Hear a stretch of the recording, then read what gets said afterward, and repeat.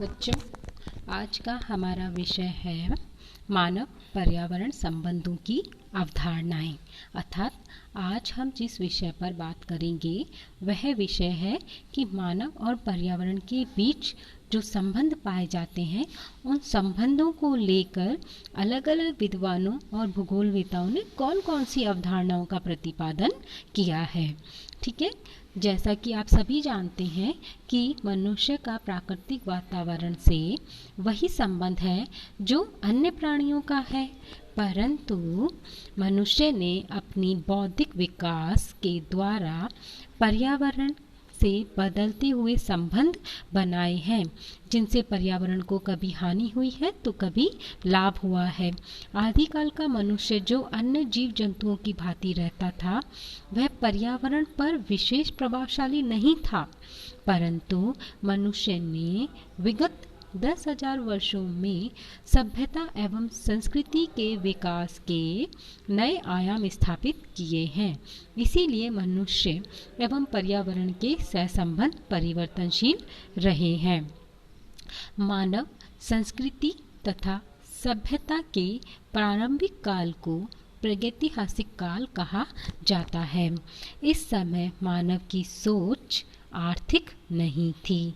उसका केवल एकमात्र उद्देश्य था या लक्ष्य था, वह था भोजन की प्राप्ति करना।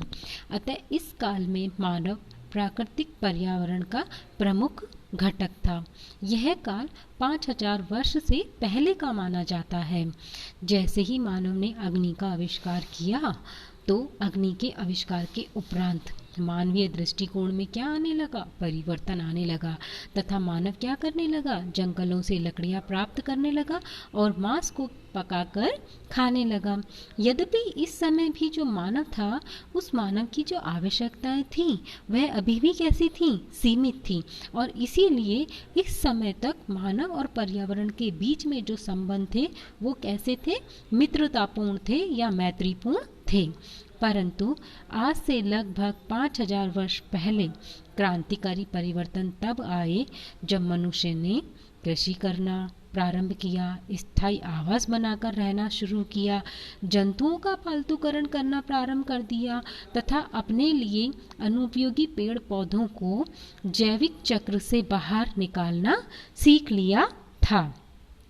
पशुओं का शिकार करके तथा प्राकृतिक आवास को परिवर्तित करके मानव ने क्या करना प्रारंभ कर दिया था? जैव विविधता को नुकसान पहुंचाना या जैव विविधता को कम करना प्रारंभ कर दिया था। मनुष्य की सभ्यता में एक क्रांतिकारी युग कब आया? यह क्रांतिकारी युग जब आया 18वीं शताब्दी में आया या 18वीं शताब्दी में प्रारंभ हुआ। जब क्या किया मानव ने? जब मानव ने औद्योगिकरण को जन्म दिया। यानी कि मानव ने क्या किया? औद्योगिकरण को शुरू किया। मानव ने न केवल इस समय अपनी आवश्यकताएं बल्कि विलासिताओं की वस्तुओं को भी निर्मित करना प्रारंभ कर दिया, जिससे संसाधनों का क्या होने लगा?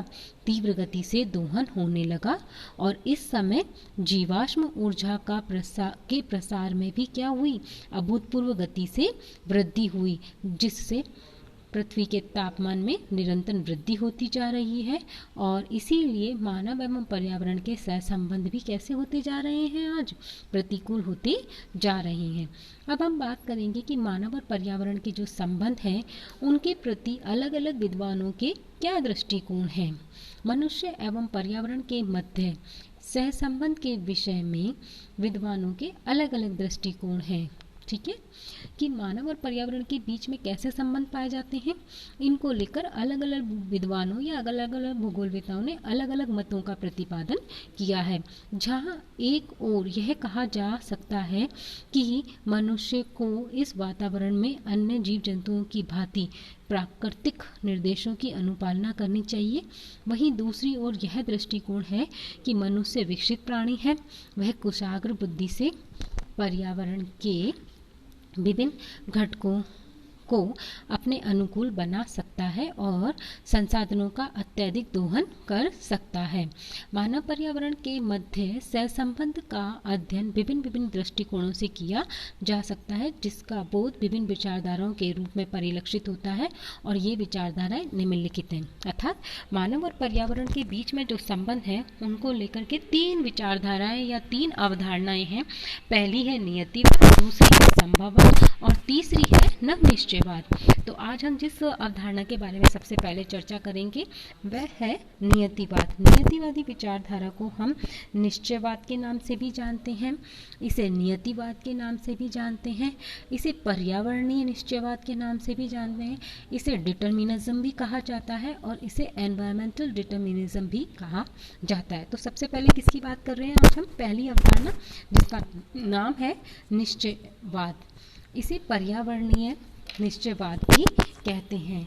इस अवधारणा के अनुसार मनुष्य को अन्य जीव जंतुओं की भांति प्राकृतिक वातावरण के निर्देश की अनुपालना करना चाहिए। अर्थात मनुष्य तथा उसके क्रियाकलापों पर भौतिक वातावरण का प्रभाव दृष्टिगत होता है। अतः प्रकृति ने मनुष्य को बनाया है, यही इस उपागम का प्रमुख आधार है। तो बच्चों, इसका मतलब क्या है कि नियतिवादी विचारधारा को मानने वाले विद्वान ये कहते हैं कि मनुष्य जो है वो प्रकृति का दास है, मनुष्य को प्रकृति के अधीन ही रहना होगा, प्रकृति ही मानव को क्या करती है? नियंत्रित करती है और मनुष्य को प्रकृति के निर्देशों की क्या करनी पड़ती है? पालना करनी पड़ती है। अर्थात प्रकृति ने ही मनुष्य को बनाया है, मनुष्य प्रकृति के अधीन है, वो प्रकृति के विरुद्ध जाकर कोई कार्य नहीं कर सकता।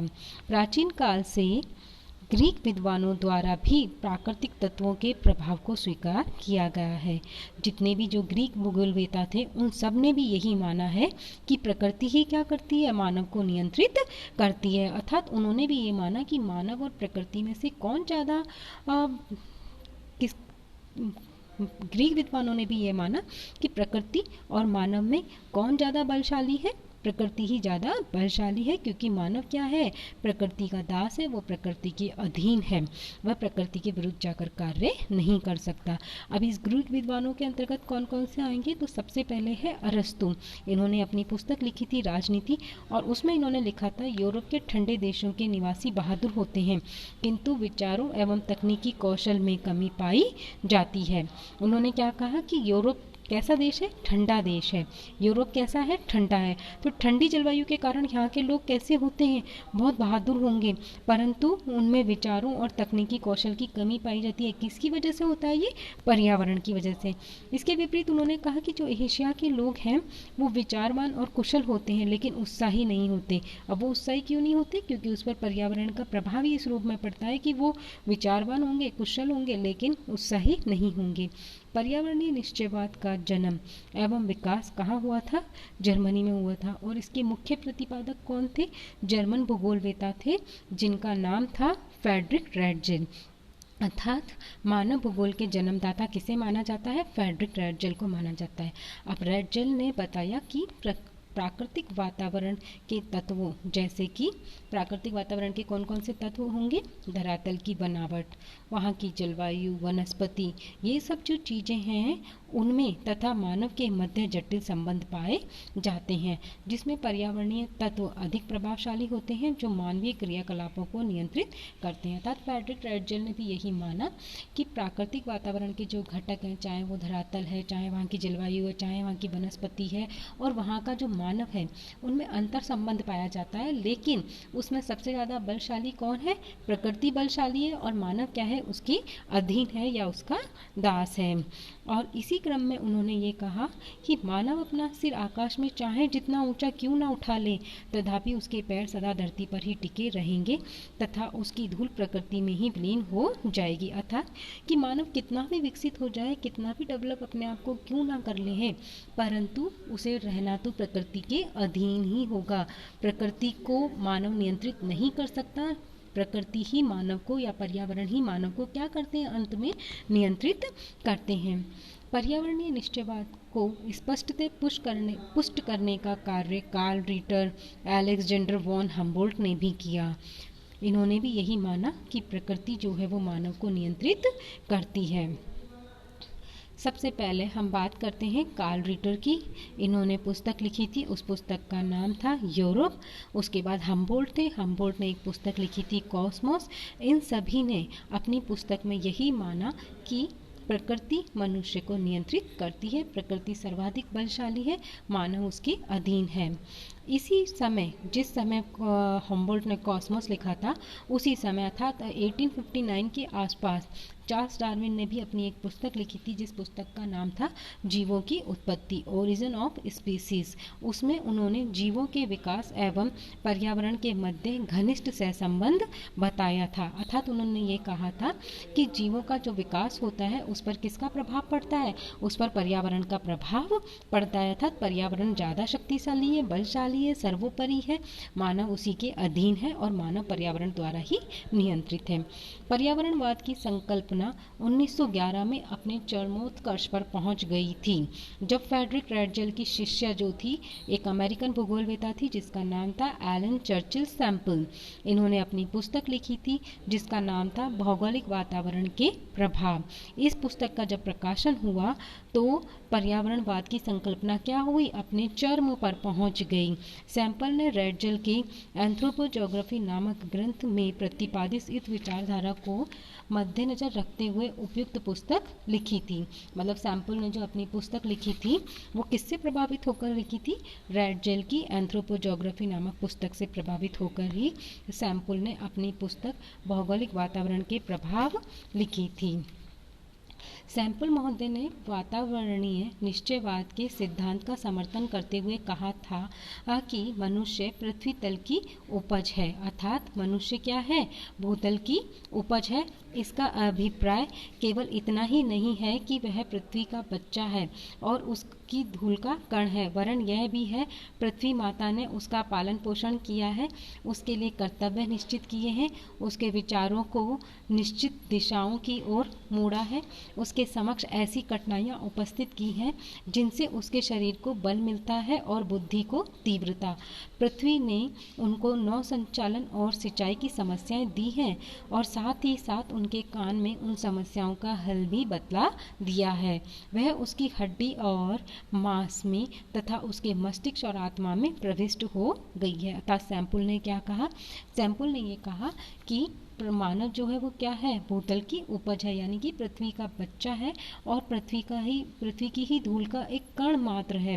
पृथ्वी ही क्या कर रही है, उस मानव का पालन पोषण कर रही है और प्रकृति ने मानव के लिए कर्तव्य निश्चित किए हैं। यद्यपि मानव के सामने उसने कठिनाइयाँ या चुनौतियाँ उत्पन्न की हैं, परंतु साथ साथ उसे उसके कान में उन समस्याओं के उपाय भी सुझा दिए हैं। परंतु सैंपल ने भी अंत में यही कहा कि मानव जो है वो पर्यावरण का दास है, पर्यावरण के अधीन रहकर ही वह क्या कर सकता है, अपने क्रियाकलाप कर सकता है। पर्यावरणीय सीमाओं से बाहर जाकर मनुष्य कोई कार्य नहीं कर सकता। तो कहने का मतलब ये है कि निश्चयवादी विचारधारा जो है वह विचारधारा ये कहती है कि मनुष्य जो है वो कुल मिलाकर प्रकृति का दास है, प्रकृति के अधीन है, प्रकृति ही मानव को नियंत्रित करती है। मानव और प्रकृति में या पर्यावरण में पर्यावरण अधिक शक्तिशाली है बजाय मानव की। यही इस विचारधारा का सार है कि मानव प्रकृति के अधीन है, प्रकृति का दास है, प्रकृति का बच्चा है और उसे प्रकृति और पर्यावरण के अधीन रहकर ही अपने सारे कार्य और अपने सारे कर्तव्यों का निर्वाह करना है। यही इस विचारधारा का सार है। धन्यवाद।